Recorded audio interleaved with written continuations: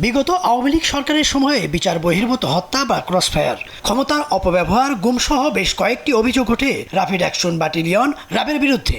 দীর্ঘ 2 দশকের বেশি সময় ধরে চলা গুরুতর মানবাধিকার লঙ্ঘনের অভিযোগের মুখে সরকার র্যাব বিলুপ্তি করে স্পেশাল রেসপন্স ব্যাটালিয়ন নামে নতুন একটি ইউনিট গঠনের খসড়া আইন প্রস্তুত করেছে। র্যাবের বিদ্যমান কাঠামো প্রায় একই রেখে এসআরবি গঠন করা হচ্ছে। এর মহাপরিচালক নির্ধারণ হবে পুলিশ বাহিনীর মধ্য থেকে, যার যোগ্যতা হবে অতিরিক্ত পুলিশ মহাপরিদর্শক এর সমমানের।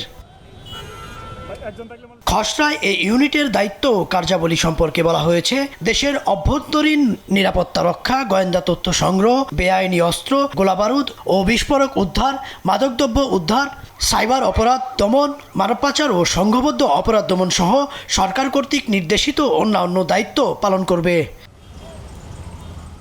স্বরাষ্ট্র মন্ত্রণালয় সূত্রে জানা গেছে, খসড়াটি চূড়ান্ত হওয়ার পর বিভিন্ন মন্ত্রণালয় ও বিভাগের মতামত নিয়ে মন্ত্রিসভায় উপস্থাপন করা হবে।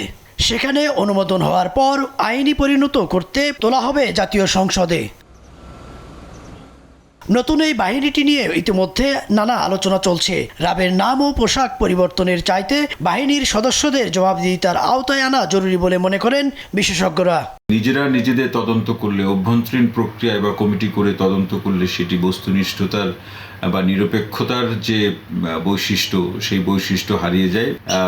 ইমেজ পরিবর্তনের ক্ষেত্রে তার পোশাক এবং নাম কিন্তু বড় কোনো বাধা না, বরং এই উপসর্গগত পরিবর্তন করে মূল জায়গাতে যদি কাজ করা থেকে আমরা বিরত থাকি বা আমাদের কাজের প্রসঙ্গ যদি অনুপস্থিত থাকে, তখন কিন্তু সাধারণ মানুষের মধ্যে আবার এই নতুন নাম, নতুন রঙের পোশাক নিয়েও কিন্তু মিশ্র প্রতিক্রিয়া সৃষ্টি হবে। ইদ্রিস আলম, দেশ টিভি, ঢাকা।